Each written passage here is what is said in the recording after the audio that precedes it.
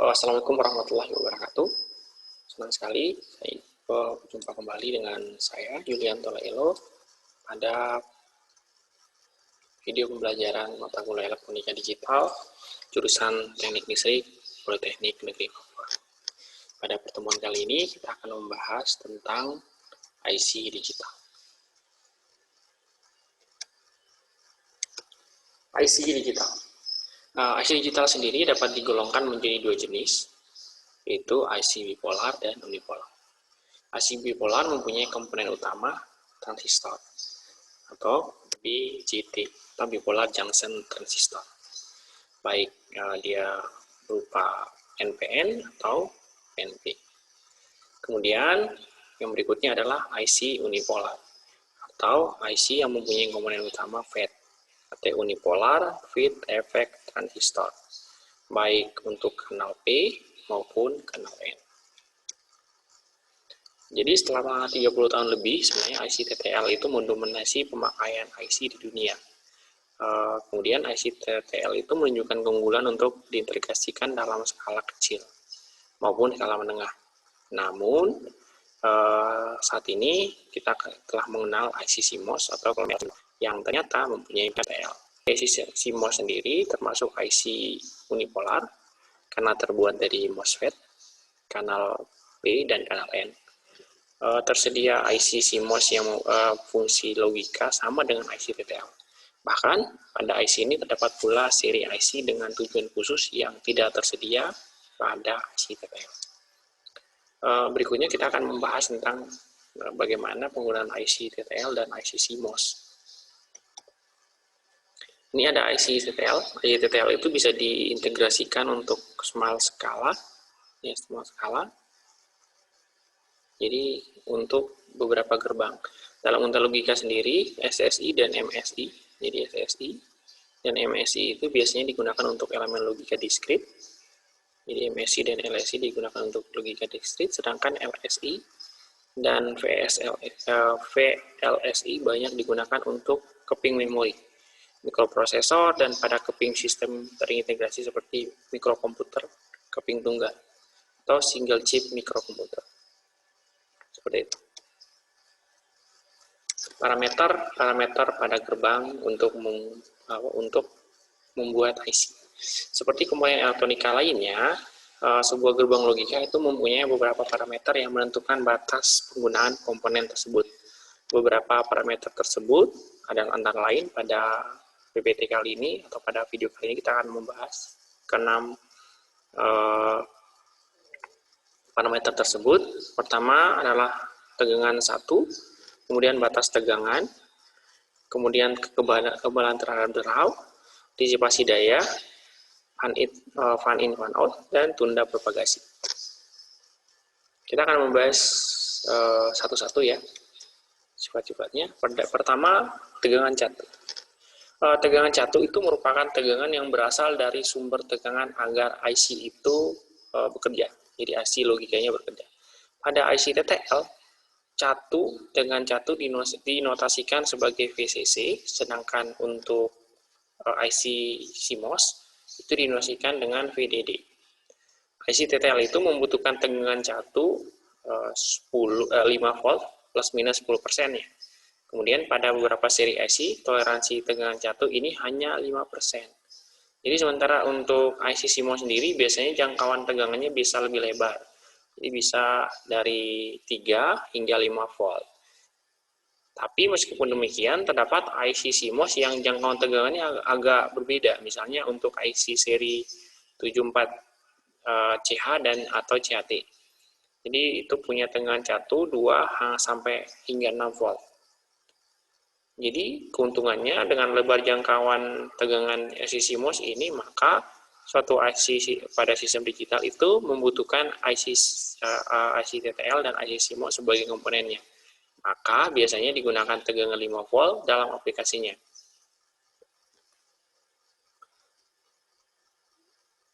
Jadi berikutnya kita pada tabel akan melihat bahwa ada beberapa daftar tegangan catu yang diizinkan bekerja untuk seri IC TTL maupun CMOS.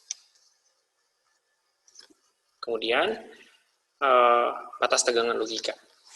Batas tegangan logika pertama untuk IC TTL. IC TTL sendiri mempunyai batas tegangan logika sebagaimana nanti diperlihatkan pada gambar. Secara umum, secara normal, untuk logika tinggi sendiri diwakilkan dengan tegangan 5 volt, namun masukan IC TTL itu punya toleransi minimal 5 volt. Artinya, untuk tegangan masukan 2 volt ke atas masih dianggap logika tinggi, sedangkan untuk logika rendah itu diberi toleransi maksimal 0,8. Artinya, tegangan masukan untuk 0,8 ke bawah dianggap logika rendah. Kemudian untuk keluaran IC TTL, logika tinggi diberi batas minimal untuk 2,4 volt, artinya keluaran IC TTL itu 2,4 volt ke atas. Di atas dianggap sebagai logika tinggi. Sedangkan untuk logika rendah diberi batas maksimal 0,4 volt. Jadi 0,4 ke bawah kita anggap sebagai logika rendah. Sehingga kita punya perbedaan antara batas tegangan masukan dan batas tegangan keluaran. Perbedaan inilah yang dinamakan ambang derau atau noise margin. Adanya ambang derau ini menjamin logika tegangan keluaran IC digital akan diterima dengan benar oleh masukan IC digital yang lain. Jadi ada ambang deraunya, jadi harus ada batasan untuk masukan logika tinggi dan masukan logika rendah, kemudian keluaran untuk logika tinggi dan keluaran logika rendah. Ini gambaran untuk masukan dan keluaran. Untuk masukan sampai dengan di atas 2 volt itu akan ditangkap sebagai logika tinggi, kemudian di bawah 0,8 volt akan ditangkap sebagai logika rendah, kemudian untuk keluaran sendiri akan ditangkap sebagai logika tinggi apabila masukannya lebih dari 2,4 volt, kemudian akan ditangkap sebagai logika rendah ketika masukannya di bawah 0,4 volt. Umumnya sebenarnya ada pada keluaran 0,2 volt. Ini ada batas tegangannya, jadi ada input tegangan masukan rendah, terus ada IHL atau input high voltage, jadi tegangan masukan tinggi, terus ada output masukan untuk rendah dan output masukan tinggi.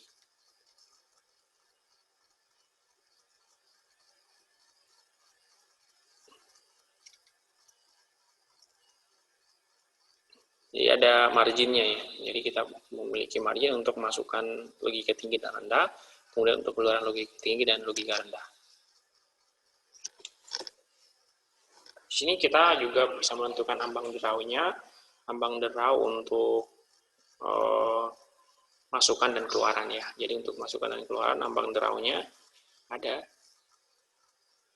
Nah, untuk di bawah ambang derau itu disebut daerah terlarang, ya.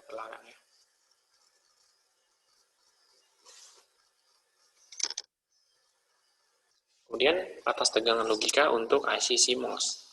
Nah, batas tegangan logika untuk IC CMOS sendiri bervariasi untuk tiap seri IC-nya.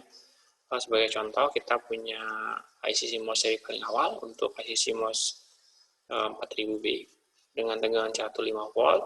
IC ini punya batas tegangan masukan dan keluaran untuk logika tinggi dan rendah seperti terlihat pada gambar. Jadi untuk masukan itu dia akan terbaca sebagai logika tinggi ketika masukannya di atas 3,5 volt dan dia dianggap logika rendah ketika masukannya di bawah 1,5 volt. Kemudian keluarannya itu akan berupa tegangan di atas 4,95 untuk logika tinggi, sedangkan untuk logika rendah di bawah 0,05. Jadi batas tegangan logika keluaran untuk keluaran sendiri itu akan biasanya lebih tinggi. Ini batas logika keluaran untuk IC TTL dan IC CMOS.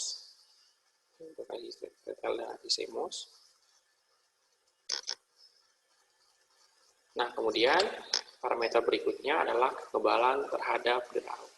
Kekebalan terhadap derau atau noise immunity ini merupakan tegangan derau maksimal yang diperbolehkan pada masukan tanpa adanya perubahan logika. Jadi tegangan derau sendiri dapat disebabkan oleh adanya induksi beberapa komponen atau alat elektronis, atau biasa disebabkan oleh tegangan catu yang terkena derau.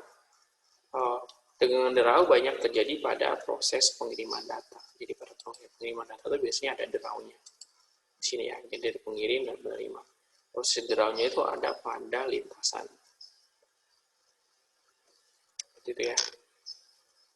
Ini kekebalan terhadap derau untuk berdasarkan masukan IC-TTL untuk karena IC CMOS itu punya ambang derau lebih besar dibandingkan IC-TTL, maka tegangan derau maksimal yang diizinkan pada keluaran sebagai gerbang logika CMOS itu akan lebih besar dibandingkan keluaran pada gerbang logika TTL. Ya, jadi ambang deraunya kan tinggi ya kalau untuk IC-TTL, maka biasanya itu akan membingungkan untuk dideteksi ya sebagai apa ya, sebagai logika rendah atau logika tinggi. Nah, kemudian ada disipasi daya. Disipasi daya atau power dissipation ini merupakan daya yang dikonsumsi oleh suatu gerbang. Daya pada IC digital dicatu oleh sebuah sumber tegangan yang terhubung ke suatu atau lebih kaki IC. Dalam kondisi keluaran gerbang IC tanpa beban, jika ICCL merupakan arus yang ditarik dari catu daya pada saat keluaran gerbang IC berlogika rendah, dan ICCH merupakan arus yang ditarik dari catu daya pada saat keluaran gerbang IC berlogika tinggi, maka daya rata-rata yang dikonsumsi sebuah IC adalah PD rata-rata sama dengan ICC rata-rata dikali dengan PCC sama dengan ICC plus ICCL dibagi 2 dikali dengan PCC. Daya rata-rata selalu merupakan hasil perkalian arus rata-rata yang mengalir dengan tegangan catu. Ini merupakan tabel disipasi daya pada per gerbang. Jadi karena di IC CMOS itu punya tegangan disipasi, ya, disipasi daya yang rendah, makanya IC CMOS sekarang lebih banyak digunakan pada penggunaan perangkat yang menggunakan tegangan catu baterai. Jadi kalau baterai itu biasanya pakai IC ya, karena disipasi dayanya sangat rendah. Kemudian parameter berikutnya adalah fan-in dan fan-out. Fan-in merupakan jumlah masukan gerbang yang dapat dihubungkan ke masukan sebuah gerbang tanpa mengubah logikanya. Sedangkan untuk fan-out sendiri merupakan jumlah masukan maksimal gerbang yang dapat dihubungkan ke keluaran sebuah gerbang tanpa mengubah logikanya. Begitu ya. Nah, ini fan-in fan-out-nya, penggambaran fan-in dan fan-out-nya, harus masukan dan keluaran sebuah gerbang itu jadi faktor penghubungnya.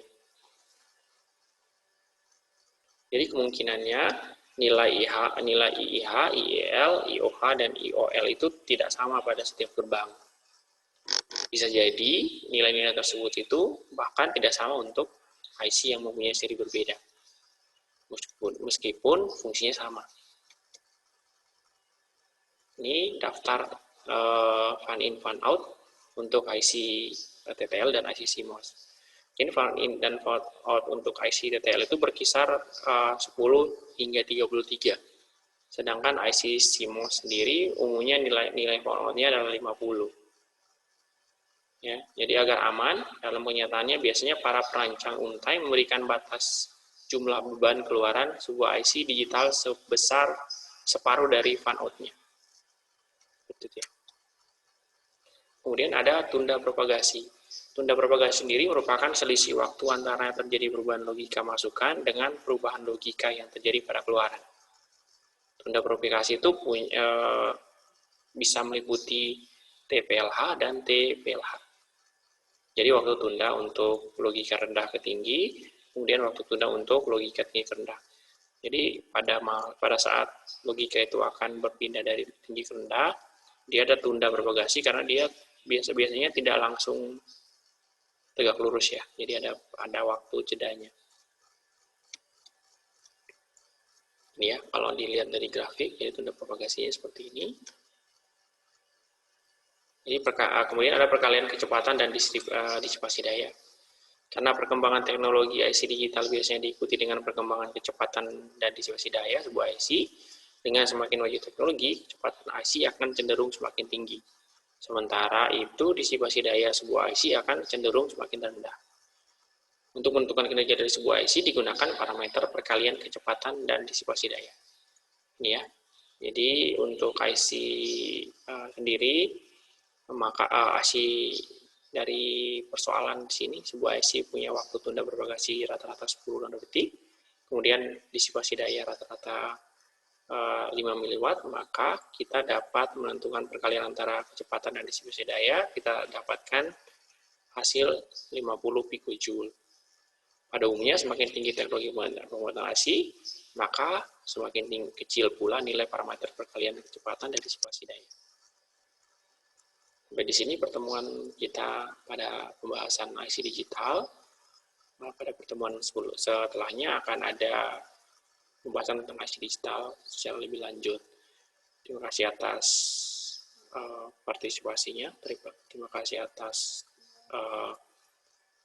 bersedianya menonton video ini. Wallahul muwaffiq, ala wa bi'tariq wa bi'taufiq wal hidayah. Wassalamualaikum warahmatullahi wabarakatuh.